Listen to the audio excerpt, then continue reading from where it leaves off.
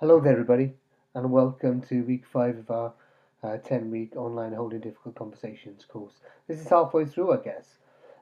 First off, just thanks very much for tuning in, as they used to say, and watching this presentation. And thanks very much for all your comments and encouragement, really, on the course. I'm glad you like it. I'm glad you like this sort of short form kind of presentation, and I'll try to keep it going.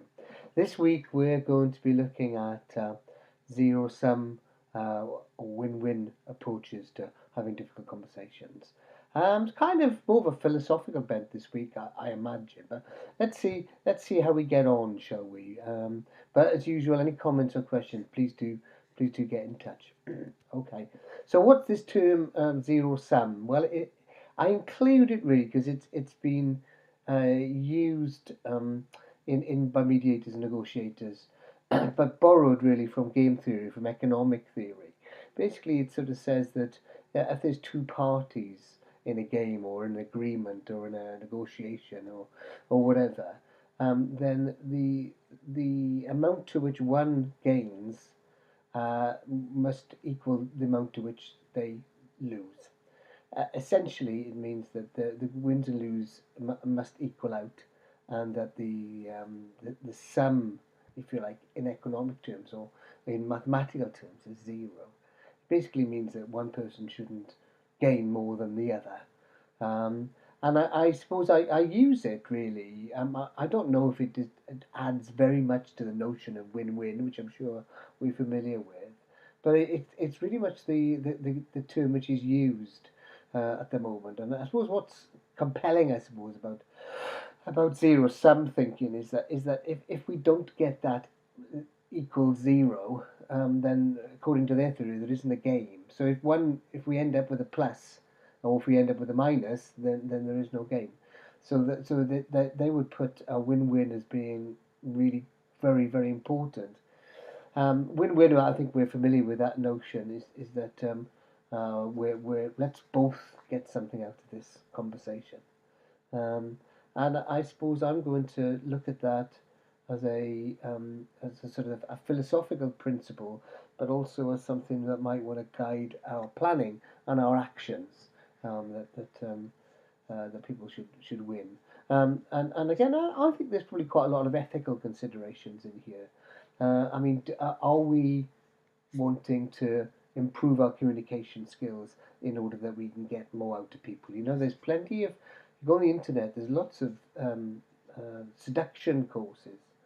Now, these could be either, hone your skills so you can sell any car to anybody, or often aimed at men, of course, how to seduce women. Um, I think what you might have seen as being principally behind my work is that everybody gains, in a sense, so that we develop our skills so that other people can gain as well as we want to gain, of course, and other people want to gain too. So that's sort of the principles behind, I guess, my work. And I imagine, for having met many of you on courses, yours as well. Though sometimes it's nice to be able to get our own way. It's human, I understand that too. So this is really what, excuse me, this is what our agenda is today. I'm going to propose three positions in relation to win-win or zero-sum. I'm going to then think about some things that you might want to remember when you're engaged in these sorts of conversations. And there's some practical ideas about putting this into practice, because I think that's always useful. So three positions, things to remember, and some practical solutions. So very simply, the three positions are, I guess, win-lose, win-win, or what I call extended value. So what does this kind of mean? Well, win-lose is pretty obvious, isn't it, really? It's the sort of conversation or negotiation we get into with a difficult conversation where we win and the other person loses. And actually, maybe we even enter into that conversation thinking we want to win and we want the other person to lose. I mean, I can just think of, neighbours being cross with one another with, oh, my neighbour wants to build a high fence to keep cats out, and it's spoiling my view, and I'm going to go around there and I'm going to give him a piece of my mind. That's a kind of win-lose sort of approach, win-lose position, if you like. Win-win positions, of course, is when we both win.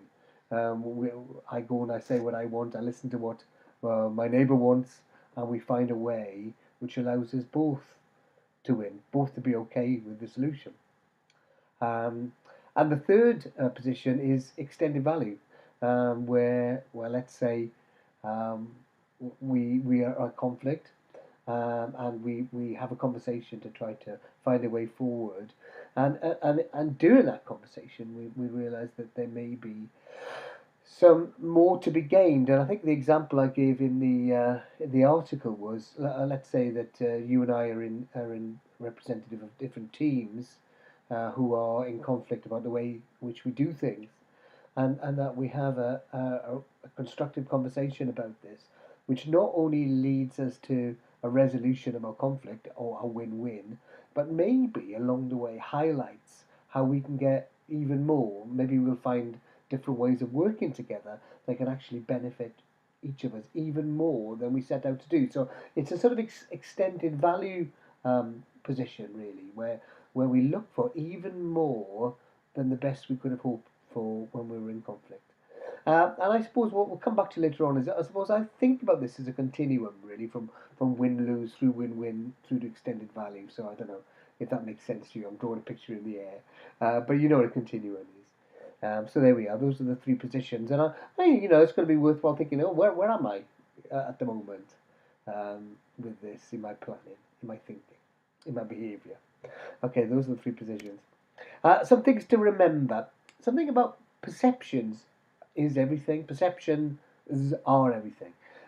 Is that what the value that I put on something is the value. And I think again the example I gave is that somebody who's dying of dehydration highly values a glass of water. Well, if I'm sitting in my kitchen, that water has less value. If I'm in conversation with somebody, if I'm in negotiating with somebody, I can decide the value of the outcome. That's right for me. And maybe, in certain circumstances, I can imagine in customer service examples that I might value being listened to or being valued, or just having my feelings acknowledged, for example. I might value that highly. I might also value receiving a service. But I kind of decide, and other people decide what they value as well. And sometimes we might think, well, that's why bother with that? But to another person, it's really important. So we have to allow people to put value on things, really, and it's theirs. It's how they perceive it. Something about political context, really, about freely entered into agreements um, has a political context, and that politics is often about power. And I guess again the example I used in the article is a really difficult example, but it was of kind of sex work, really, whereas powerful men with money, even if it's not a lot of money, I'm not suggesting everybody who uses such a service is rich, but will have some disposable income. While the young woman sex worker might be somebody who's addicted and needs the money to do that. So there's an apparent willing exchange of goods and services. However, we can see there's a tremendous power disparity in the relationship. If we can think of employment practices where employers hire and fire workers, when a worker goes to work with such an employer, it's apparently willingly, but all the power really is in one side. So if we're thinking win-win, we have to consider the power and political context before we can decide if something's a win-win. Because if there's a power inequality, I'm not sure how they can be a win-win. Something about us all being intertwined. We are all kind of connected, and it's easy to see that with our families or our close friends or maybe the people we work with every day, that we're all intertwined. But I think if we look broadly, more broader than that, we can see that how my relationship with somebody across town, the way in which I might behave, might have an impact on somebody who doesn't know me. I think if we look at other economic and climate models, we can see how something happens in one country can affect on something else. And I suppose whenever I'm thinking about holding difficult conversations, I'm sort of minded of that that man who barks his horn at me and, oh, I don't know, maybe gives me the finger because he feels I've done something wrong when I'm driving. I also want to test myself. Is that how am I enmeshed? How am I entwined? How am I connected with that man? And again, it's a philosophical question. I suppose what I'd say is that I'm interested in people being safe on the roads. I'm interested in people being able to manage their own feelings, actually, and that wish to be safe on the roads and for people to be able to help people be able to manage their own feelings is that might lead me not to respond by giving him a finger back because we don't want a kind of road rage incident or some recklessness on the road, and maybe I don't want that person going home even more angry to his wife and his family. I don't know. Maybe that sounds a bit hippy dippy. I don't know, but I think what I'm trying to sort of say is that we're all intertwined. We are all connected, and therefore, um, one of the things we might believe in win-win is other people win, we win too. Again, these are things that for pondering really, rather than rules. So something to think about. Anyway, that's something to remember just to kind of look at some practical solutions. In our first piece on the course, we talked about what we really want and sort of starting to articulate to ourselves what we really want. And I think it's useful to actually to think a little bit what other people want. Whenever we're doing, if we're I don't know if we're bartering or we're negotiating or having a conversation or just in our everyday doings, we'll have a think about what other people want and maybe include that in our planning. I mean, on the one hand, that can be extremely influential to sort of be able to pull out of the bag something that somebody else wants. Um, I think it can just add a lot of value and certainly fits in with win-win thinking because we're wanting to meet other people's needs. I said earlier on about the three positions: win, lose, win-win, and extended value as a continuum. And I think I just wanted to sort of I don't know to flag that it's not always possible. We're just doing the best we can, aren't we? We might want to seek benefit for ourselves and others, but sometimes we're just in situations when we can't. Um, yeah, and that is, when we say no to people, if we might be involved in, you a service which is very, very, very short supply. I was talking last week to somebody who works in providing services for disabled children, for children with disabilities, and there's a narrow set of criteria about who can receive these services. So a lot of the job of this individual, excuse me, a lot of their job was saying no to people.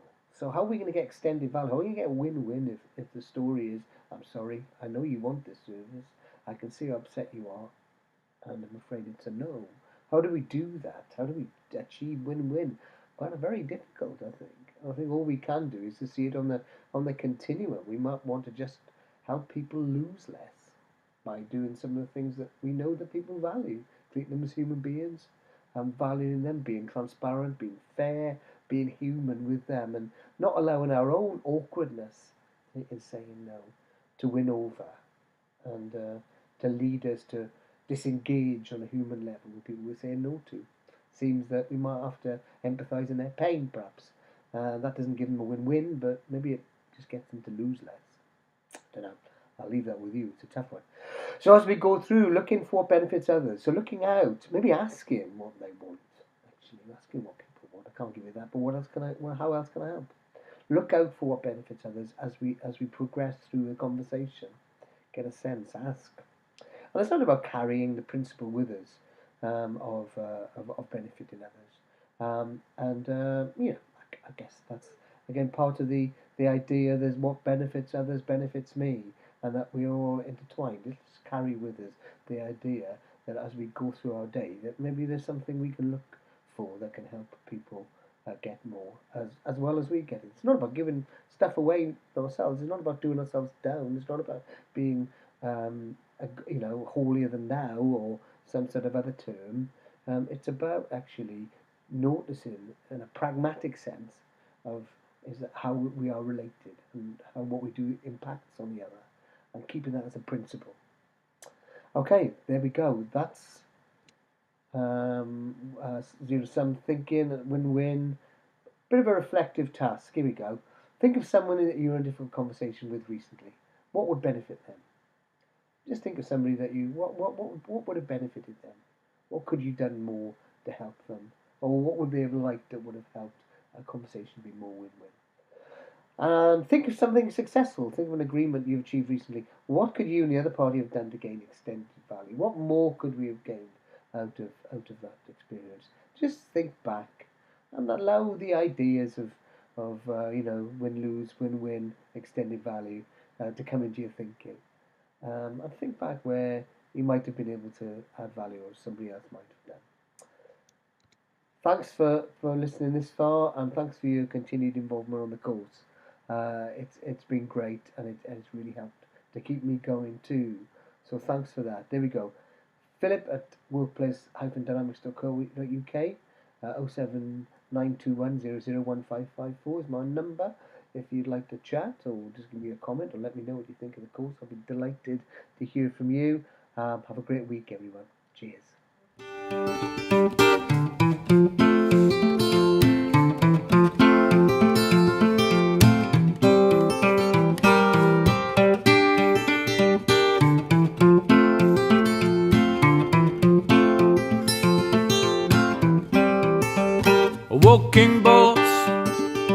Walking boss,